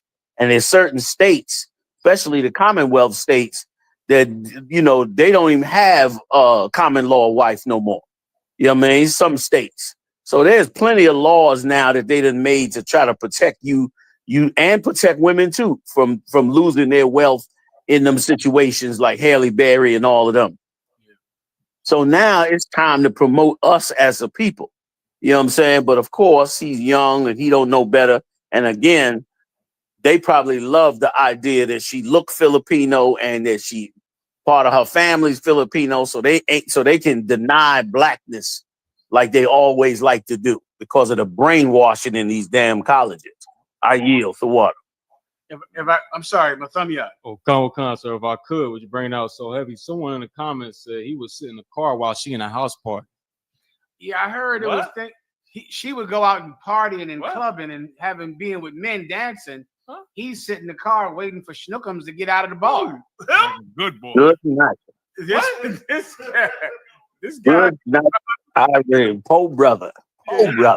He sound like he a little slow. Yeah, damn simp. Yeah, simp. And a lot of them sports figures, they have so-called tutors doing a lot of their work, school work, and all that.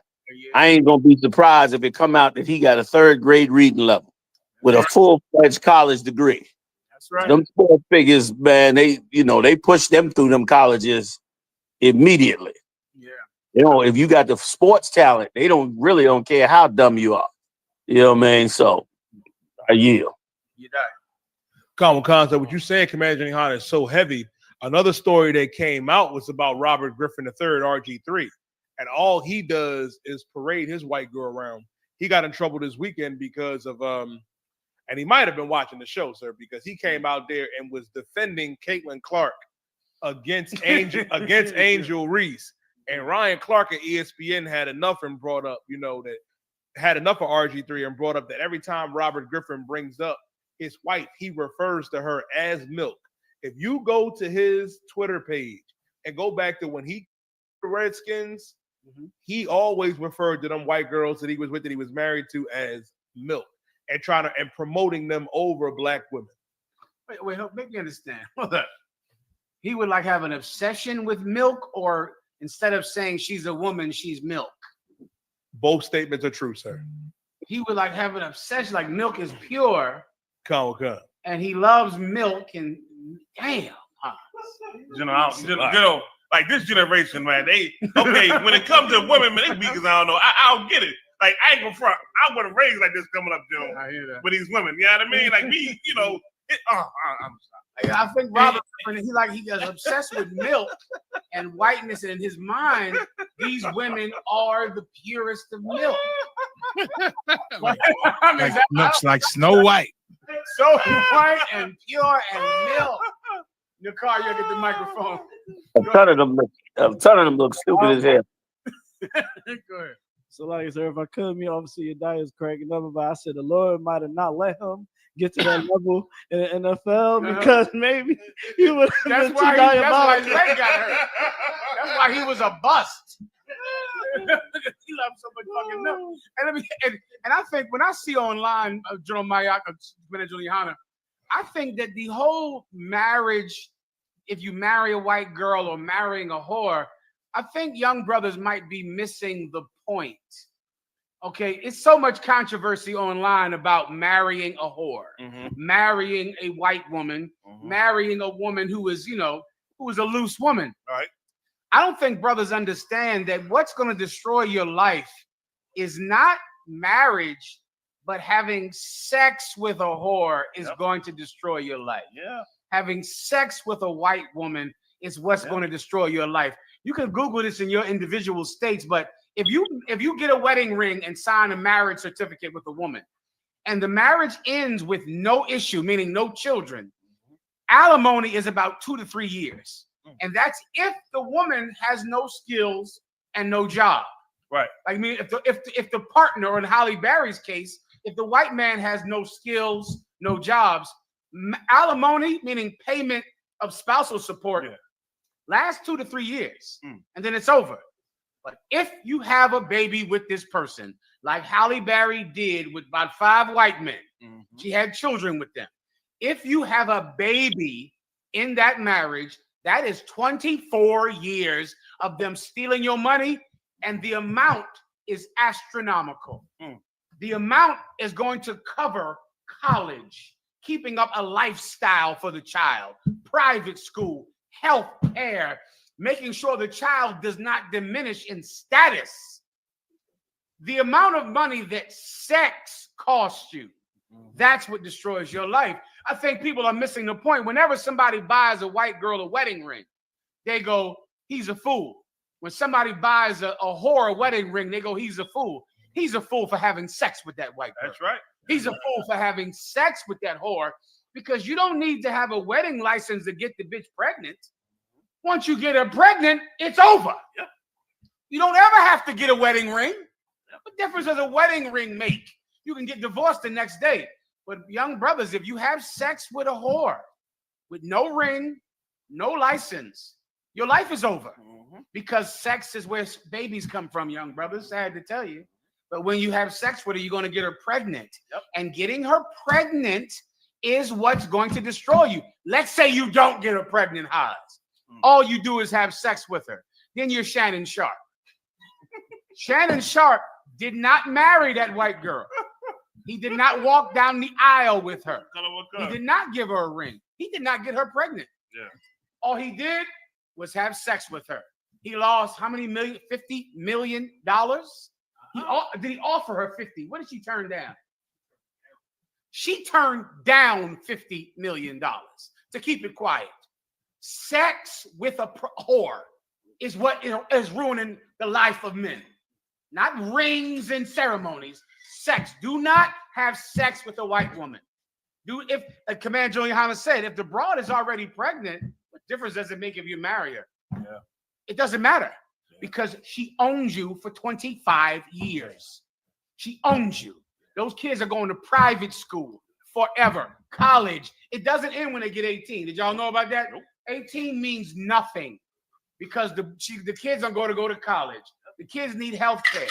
The kids need a car because their father is Robert Griffin III, or their father is Shador Sanders or Travis Hunter. The judge is going to take everything you have because of sex. Sex is what you have to be careful with, young brothers. Yeah. Now, just forget everything I said and go about your business. Hey, Muhammad. Marab put this video up, and I might have to retract some statements. Oh, shit. Go ahead, sir. Okay. I thought that he was being foolish in marrying this heathen. But what I didn't realize is that he's gay and she's a She's a what, sir? I didn't hear you. That he's gay and she's a prop. Okay, good. I will not be surprised if she's being paid by some outside agency a whole bunch of cash to act as his girlfriend. Now, if you note the video, watch the part of the video when she's facing him. Now watch when he gyrates like a full sodomite. She turns around to keep her composure at what this nasty faggot is doing. And notice how her girlfriend is right up on him and she's unconcerned because she is not in a relationship with this homosexual. Good. And definitely talks about him with her girlfriends when he ain't around how goofy he is.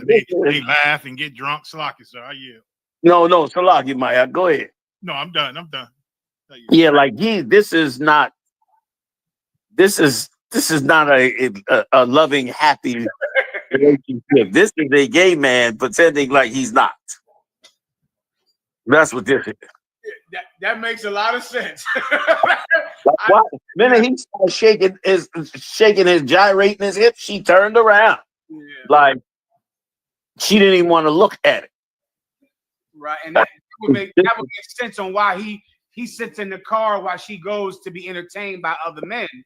Because he's an LGBT, and in essence, he needs to marry her to put his front up that he's not gay. So that makes sense. That makes complete sense. So this week on some video, I was talking about how the Purple Pigs, the IUIC, how they're LGBT. Do you know some idiot had the nerve to inbox me and say, "You're wrong. Most of the IUIC has wives." I said, "What in the hell difference does that make?"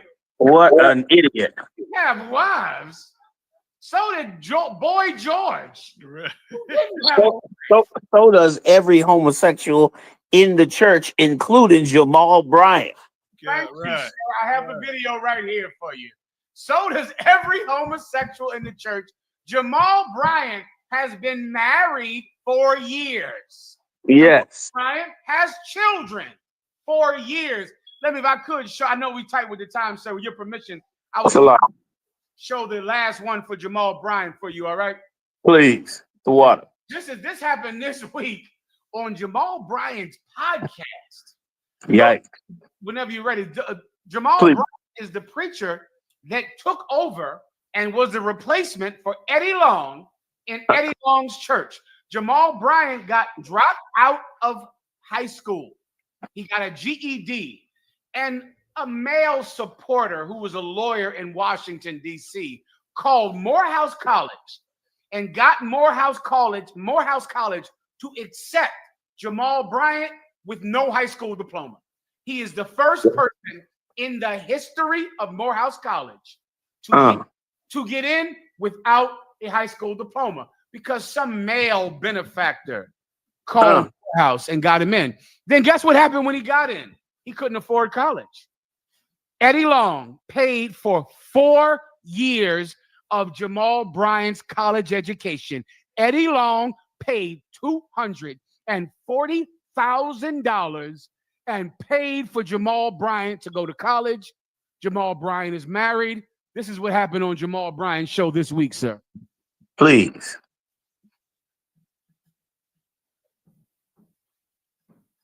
You got pretty legs, man. Man. And they lanolated. Man, listen, I mean, I'm back working out. You put shea butter, jergens. Oh, you see that? They glowing in the dark. I'm just Y'all nourished. zoom in. Do not skip leg day. Don't do that. Don't do that. Sometimes you got to remind people, like, it's okay, but the work has to be done. Oh, listen, it's evident. It pays off. Know what I'm saying? I'm back eating right, trying to live right. Yes. I done purged my tongue since last week. I need to cut it off. Okay. You got pretty legs, man. Man. And they lanolated. Man, listen, I mean, I'm back working out. You put shea butter, You see that? They glowing in the dark. I'm just Y'all nourished. zoom in. Do not skip leg day. Don't do that. Do not do that. Sometimes you got to remind people, like, it's okay, but the work has to be done. Oh, listen, it's evident. It pays you know what I'm off. saying? I'm back eating right, trying to live right. Yes. I done purged my tongue. If I could, sir, this is the preacher of the largest church in Atlanta. Yeah. The biggest This church. is the preacher that hosted Kamala Harris He hosted during her presidential campaign with Oprah Winfrey on her side. Right. That's right.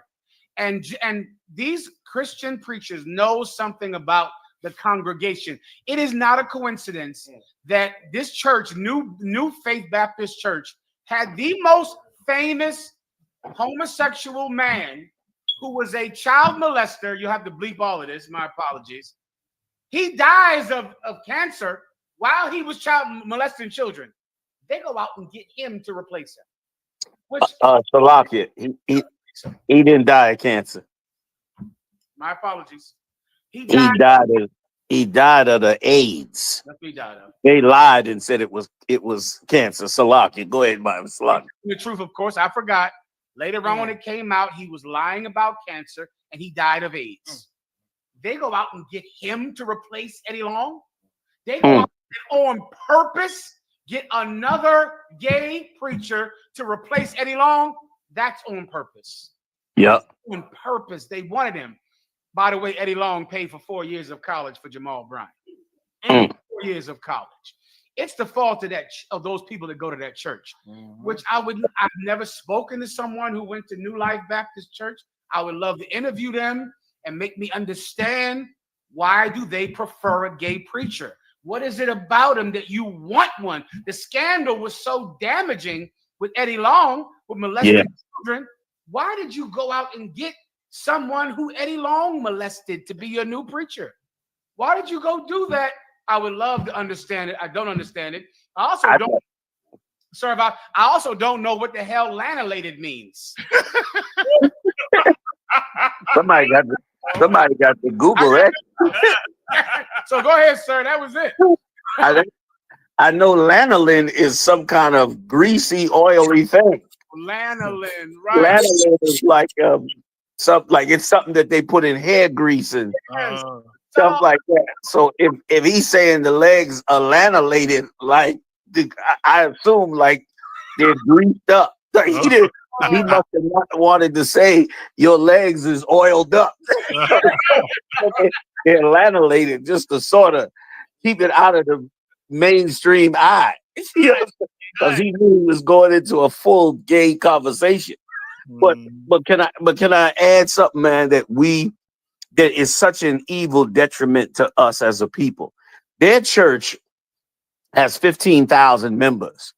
But their church, like so many of these, damn near all these Christian churches, they are man-hating clubs. They are super clubs to hate men.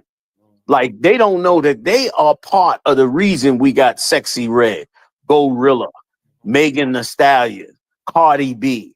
The whole reason the white man can get these women and put them up above all the women is because these women in these churches are really man-haters. They really love a homosexual over them. They love his sissiness, his sissy ways.